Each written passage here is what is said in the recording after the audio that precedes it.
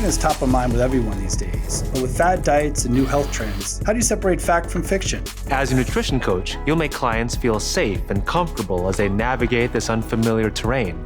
When building this program, we look to work with the best nutrition experts in the world. What's great about this program is that you can go at your own pace. You can jump between one curriculum to the next. You can spend extra time rereading, rewatching different modules, making sure you really understand the materials. But most importantly, it gives you a very powerful skill set that'll allow you to take someone really anywhere they want to go when it comes to nutrition.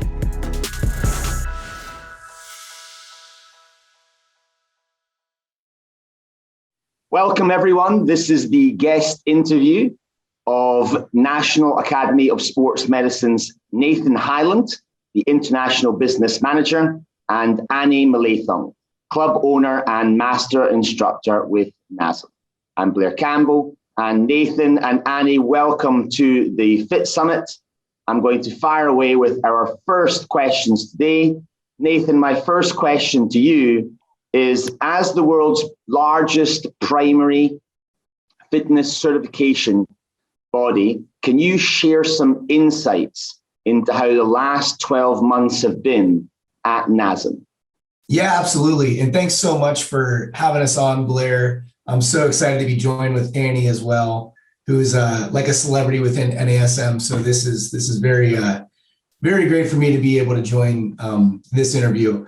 You know, the last 12 months have been obviously very challenging in a lot of ways, but we've also experienced some really exciting things at NASM and as an industry as a whole. I think I can speak for most people when we make that claim. It's very interesting because of the way that we're positioned. You know, to your point, we are the world leader in primary fitness certification, both personal trainer and group fitness with the AFA side of the house. And so many of our learners, you know, around the world, we have personal trainers and group fitness instructors in over 100 countries now. We have 47 formalized partnerships in those countries. They're still able to learn at home.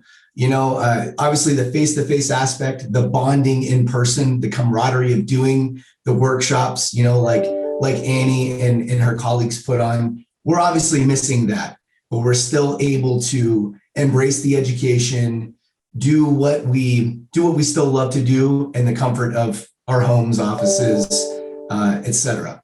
So it's certainly been unprecedented. You know, I feel like that word gets probably used too much, but I don't know another word to really describe it other than, you know, it's definitely tested us, it's challenged us, but we're also having much success with the digital education as well.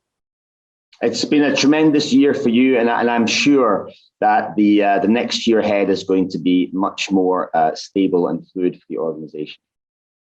We're hoping it's face-to-face. This is great, but I miss handshakes, you know, hugs and high fives. So, you know, hoping as do we, my friend. Hi, Annie. Welcome to the Fit Summit. It's great to have you here.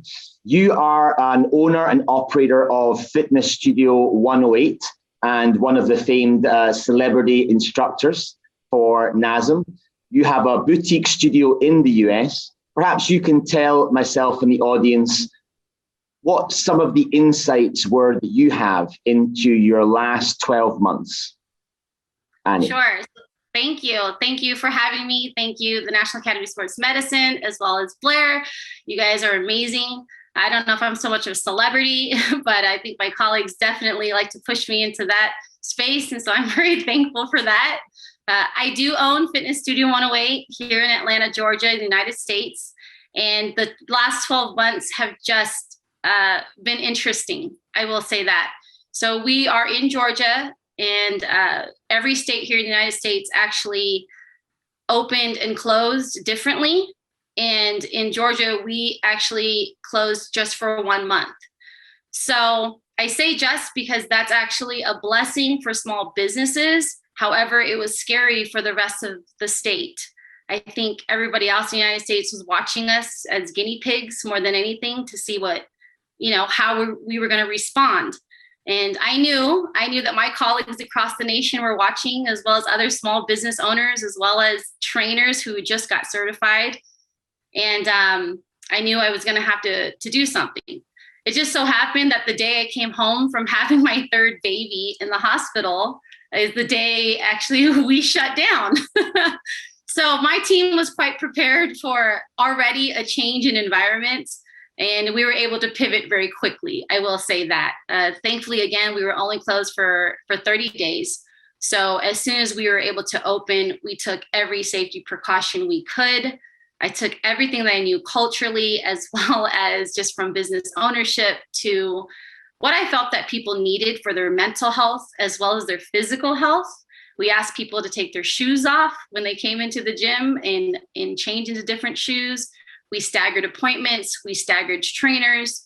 We really tried to make our membership as comfortable and as safe as we could. And we were quite successful. I will say that. It's definitely been very a climb. successful. Yeah, thank you. And I will say it was definitely a climb, but till this date, a year later, we will have our biggest numbers we've had in over 3 years. So there's hope for sure. That's a tremendous achievement. It's great to hear these positive news stories for the industry. Thank you for that, Annie. Nathan, I'll just come to you now. NASM have pivoted so quickly to produce virtual training, certifications, and qualification. In this business now, which is fully digital, how important is digital to the future success of NASM? Yeah, I mean, let me first say that the inspiration from owners like Annie and the trainers that are out there in the trenches, that's really where we draw our energy and our inspiration from. So when you talk about pivoting and obviously looking at what's in front of us, every decision that we make, every new venture, every new product, every update, the product team, the master instructor team, the live events team, we're constantly thinking about the end user, the Annies of the world out there. And so it's one of those things where digital's always been a big part of our blueprint. But if you look at the profound success of NASM, it starts with our core master instructor team. I mean, when I tell you that, Annie and the 30 some other master instructors that we have on the NASM and AFA team, they are the best of the best. So we want to move forward with digital. We understand that it's more scalable. People can utilize it regardless of what their situations are, but we don't want to forget what made us successful in the first place. And that is true education, face-to-face, in a live events format. So we are by large part digital on all of our products now, but we still offer virtual, which is obviously still real time, even though it's not face to face. And sometime in the future, at least in the US, we'll be delivering live workshops again.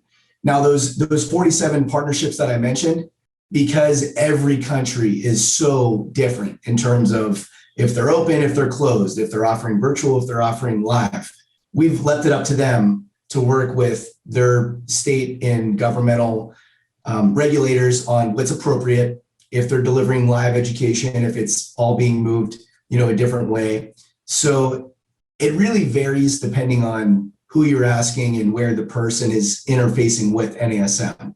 But we always want to be able to cater to the prospective trainer, regardless of what their scenario is, digital, virtual, or live. I think you're doing an excellent job ensuring that the talent you have in the organization is really speaking to the quality of education certifications that you produce. And that speaks volumes about your team. Thank you for that, Nathan. Annie, I'll just quickly bounce to you and ask you, you also pivoted so quickly as you spoke about previously. Speaking on a club owner's perspective, how was this transition? Has digital worked for your studio? Are you still investing in digital even now that you're physically back open? Sure. So I think a lot of what Nathan said is exactly how we approach our membership as well, and future memberships. Just what he said, the National Academy of Sports Medicine was we really just take a look at each individual, to be honest, and say, what do they feel comfortable with? And whether that's virtual still, whether that's in-house, we're able to do that, thankfully, in our state. Like I said, we actually, it's very similar how the National Academy of Sports Medicine and what Nathan was saying was we just try to listen and who are the people we're talking to. It's really, how do we get to them? How do we best support them? And so we've done the same thing pretty much. It's okay, if they feel more comfortable virtual, we actually have trainers now that will only do virtual at certain hours. So it's a matter of just pivoting for the members and seeing what they really need. And that's exactly what NASM did for us, was they just supported us as a team, as well as trainers, new trainers coming into the industry, as well as business owners. Everyone was just different in their journey. And I think that was important. We just kind of adapted the same way, which was, what does our member need? What does the individual need, and how can we be there for them more than anything?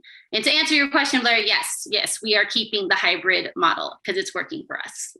Excellent. That's good to hear. Hybridization is going to be a very key word in this event with many of the brands. So it's great to hear. It's very important, the focus on the member journey, and that is essentially something that NASM is so well renowned for. Annie, congratulations. You've done a phenomenal job on ensuring, as a club owner and as a trainer, that you are now continuously providing the hybrid model for your clients. Nathan, I'll just pivot to you quickly and ask you, if you're focusing on the coach and the trainer, what challenges did you have on ensuring they adopted digital quickly? And what courses have they consumed through the pandemic, as some classes are outperforming your expectations? Where are they now seeing or seizing new opportunities? Preferences are so different. There's so many people, that I talk to on a daily and a weekly basis that are obviously in the trenches, working with clients. And as trainers, sometimes they're very open to virtual, delivery, with their clients. But the client, is maybe a little bit resistant, or maybe it's vice versa. I think the thing that we've done really well is that we've embraced it as much as possible. Like if you look at our virtual coaching specialization that rolled out a few months back, very, very successful program. It takes someone that's maybe only ever trained face-to-face and gives them all the tools and resources to make a business around being a virtual coach. If you look at just that product, like for this example that I'm giving, it truly helps the trainer embrace everything that they need to be successful, so that if someone is a little bit apprehensive about training virtually, kind of like Annie talked about, she and some of her trainers do, it takes away some of the anxiousness from, man, I've never done this before, or I'm so good face to face, I don't know if I can interact over a webcam. And so that product in particular, I think, really kind of holds the NASM flag high, and is one of the best examples of how we're able to pivot and kind of work with the times. And it's been really well received. It's got, it's got Europe Active recognition, really, really nice status with Europe Active. They were super proud of what we were able to do with that product. And we always like to make, those guys happy, as, the other regulating bodies as well. And so, yeah, it's people, trainers especially. I feel like if you look at personal fitness trainers, group fitness instructors, they are very resilient, very positive minded people that are going to go with the flow. And I think that product holds a lot of the same attributes that they do, the virtual coaching specialization. So, I know it kind of sounded a little bit like a commercial there, but it truly does embody all the things that we really mustered up and put into with our efforts during this time at NASM. It's excellently said, my friend. This industry has some great dynamic and energetic people, and it's great that we're actually seeing them come to the fore. Annie, coming over to you now again, I wanted to quickly ask you, you are training the trainers in NASM very importantly, often now virtually. Speaking now as a master trainer, what challenges have you overcome and are perhaps still overcoming? in delivering the highest quality and most engaging virtual education? Is technology competence key now to future success? I think you make a great point here, Blair. We are in charge of training the trainers, and is it hard for them to learn virtually? That's what I'm getting out of this question here. And I would say yes, because, as trainers, we are kinesthetic people. We love to feel, we love to move, we like to be in it, pretty much. So teaching the live workshops, which are now virtual workshops, have been a little bit challenging on both ends, I think, for the attendee as well as the instructor. We are so used to putting them in small groups and really engaging and teaching them everything that we know and pouring out our experience as instructors in the live workshops. I will say, if you've ever taken one of my workshops, whether it be virtual or live, it's always going to be engaging. I will say that. So I don't think that aspect is missing. It's always fun for sure. But I think it's harder for the attendees because they have to navigate through all the technical stuff, which is, each screen, each meeting room, when we put them in small groups, it's no longer as easy just walking there physically. It's going into a virtual room and meeting people that generally in live workshops, they would have discussions with pre, post, during breaks, they would network.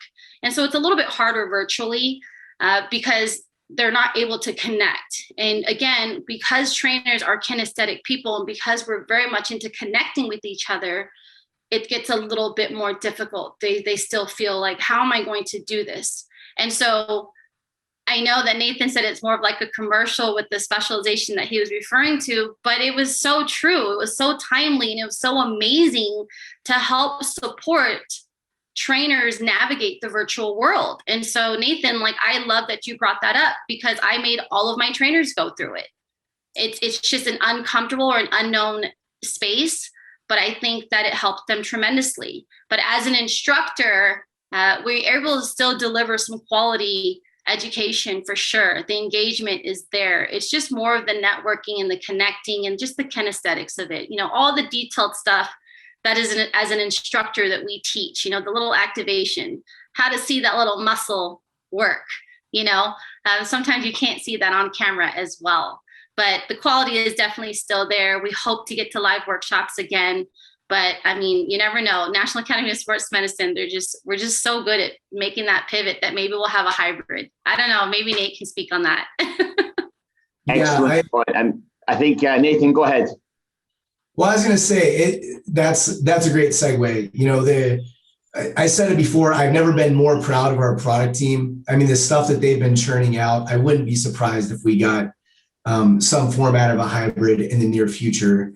Obviously, things prevailing the way that they are, in a positive direction. And, I do want to say you guys gave me a nice little shout out on my martial arts credentials on my bio that you posted. Annie is actually a really accomplished martial artist herself and is very proficient in coaching martial arts. And so when she says that she asked her trainers to go through the virtual coaching specialization, I think she might have insisted pretty hard, and they knew they better comply or else they might get one of these.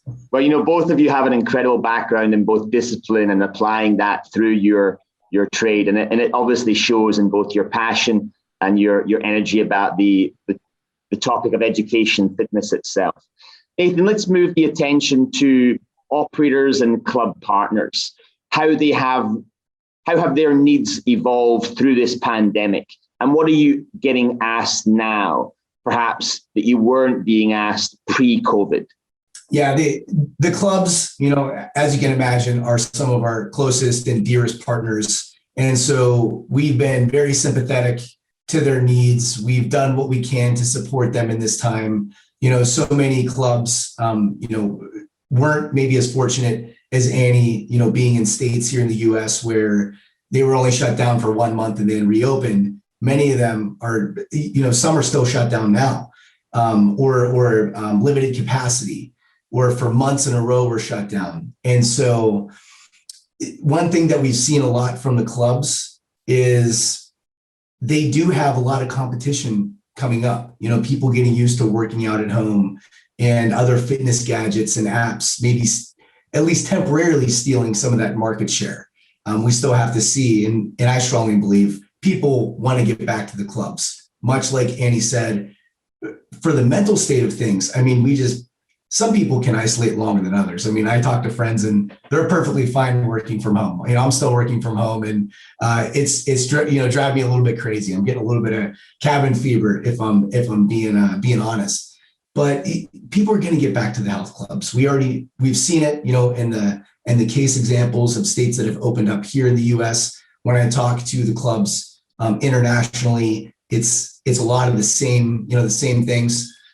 I think some of those disruptors, those things that have come in, and I use the phrase kind of temporarily steal market share, it's still good for the industry. I mean, some of it's good and some of it's, you know, like some of the products and maybe some of the apps are like it's not really designed by a fitness professional or by people that really know exercise science or sports medicine. So that stuff will get sorted out. But, you know, there are going to be some things that are here to stay and that are going to elevate the industry. But I still want to see the clubs make it, you know, the people being together in fitness classes, working with a personal trainer. That's the kind of stuff that really makes you feel like a person, makes you feel like a human being. And we need that connection. And so I think we're going to live in a world, Annie kind of already touched on this, where both can live together. It doesn't have to be an either or. You're absolutely right. The phenomenal offerings that are being provided now digitally and virtually are never going to undermine what is able to be achieved through a physical bricks and mortar gym process. These are always both going to have a place in our industry. Thank you. Annie, just to come to you for a second, as both a club owner and educator, is the future in hybrid offerings and hybrid educations or something else?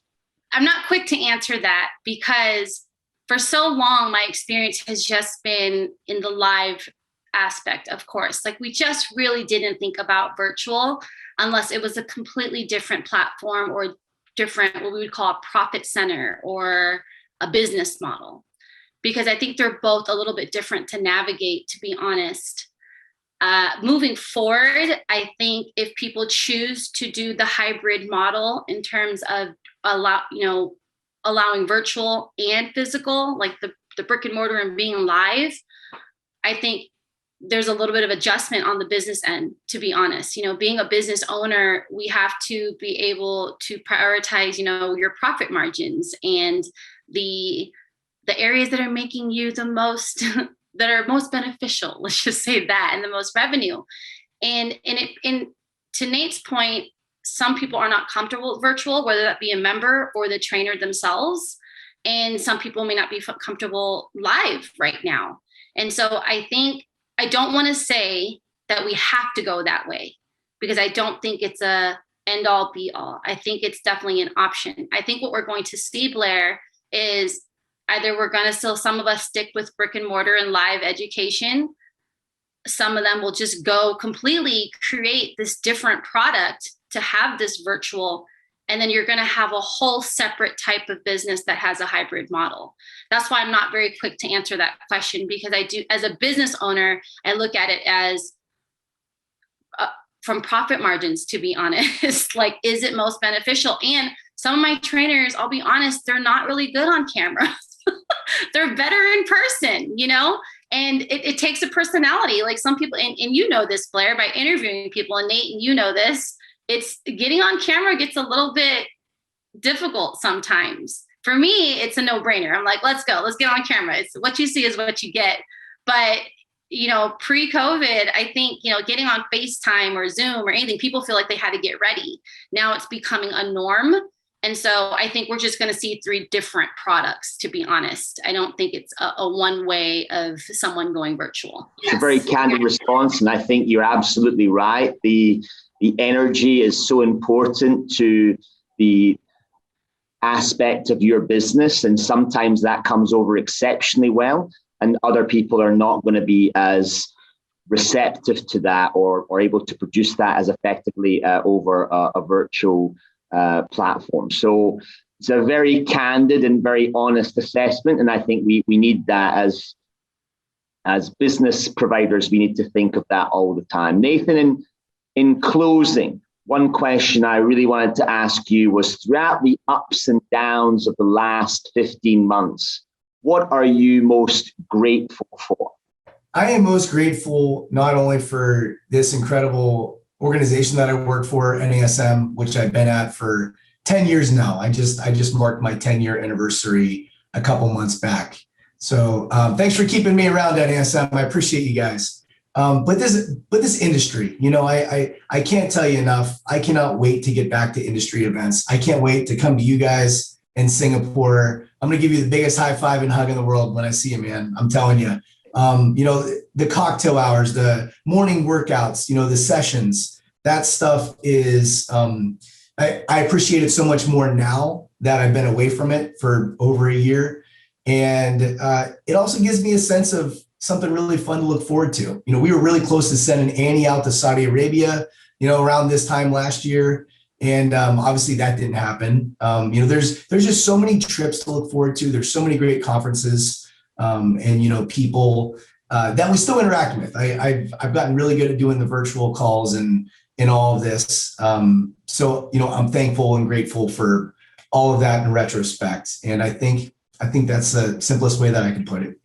Very, very humble of you, my friend, and definitely those sentiments are echoed. Annie, what about you? Same question. What are you most grateful for, except obviously for your brand new baby who you had during the pandemic? Yeah, I am most grateful for so many things in my life. The support from everyone, from the National Academy of Sports Medicine, especially Nate, who always is including me, for sure. Blair, just, little things like this, keep someone like me knowing that you need us, that you want us around still. Our members, the tribe, just the people. I'm so grateful for the people that have just supported the business as well as our space. A lot of these trainers, they're out here to do so much good in the world. And I just am so grateful that people started to understand that fitness was more than just about what it physically was about, right? I think everyone thought fitness was just an aesthetic thing. And I think with this pandemic, it really shined light on the strength of this space. Like Nate said earlier, our fitness instructors, the trainers, the group exercise, everyone just kind of, I don't know if you guys noticed that in the beginning, they just jumped in and wanted to help. They were offering free classes and free sessions, and everything was just education, education, education. I am so thankful for this space and being in this, environment more than anything, and the people that support it. So, and of course, my baby, of course, I have a lot of babies and the support that I had there. To be able to continue to get my business to thrive once again. And so I have very much a lot to be thankful for. And I practice that on a daily basis. So thanks for asking that, Blair. Thank you both for all your time today. Thank you for your very candid approaches and for reaffirming how important the energy, the people, the dynamism is of the fitness professionals that we work with on a daily basis, and we don't take them for granted. This pandemic has made us very aware of how special.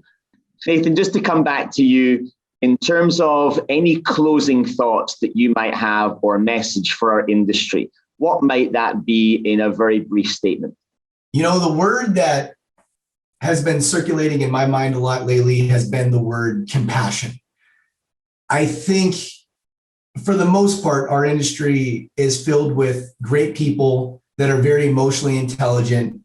But, looking at the world around us, these times really have brought out the worst in, some people. And the thing I've been the most proud of is looking around at the focal points, the people that have really brought people together and have been the catalyst for change, being understanding of different people's situations and how they might be comfortable with this, but maybe not with that.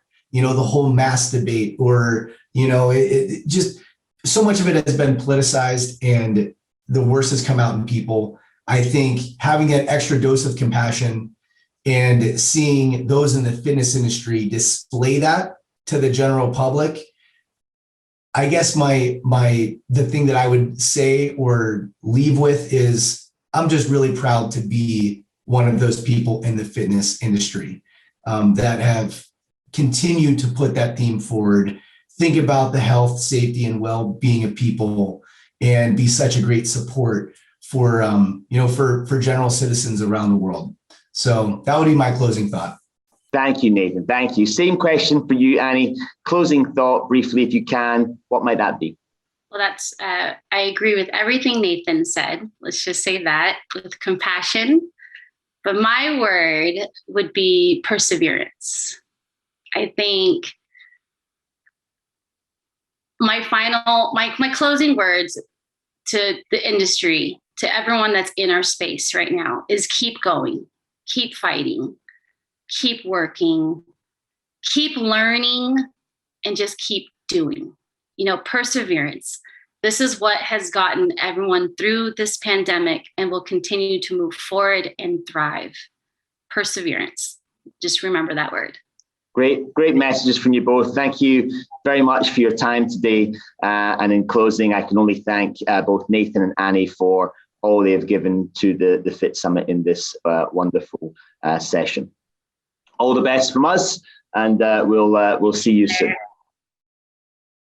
Nutrition intervention is the single biggest thing that we can do to actually have an impact on the health of our population. Heart disease, cancer, diabetes, all these different types of chronic disease are also going up. We decided to create this product because it's really the top thing our trainers are asking for. Nutrition affects everything we do, how we move, how we feel, and if your nutrition is not dialed in, it'll get in the way of seeing the fitness results that you want.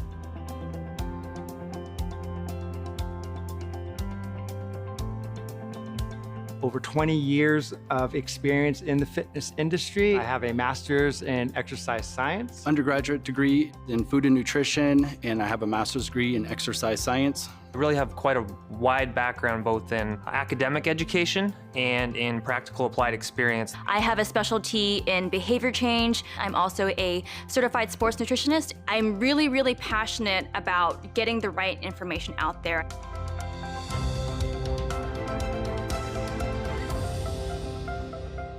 I went out into the field, talked to personal trainers to really find out what they wanted from a product. I've worked with some of the brightest minds in both nutrition and in behavior change. How do we bridge that gap between knowledge and application? Now we're starting to see the fitness professional at the forefront of healthcare. All of us can become much better nutrition and fitness coaches.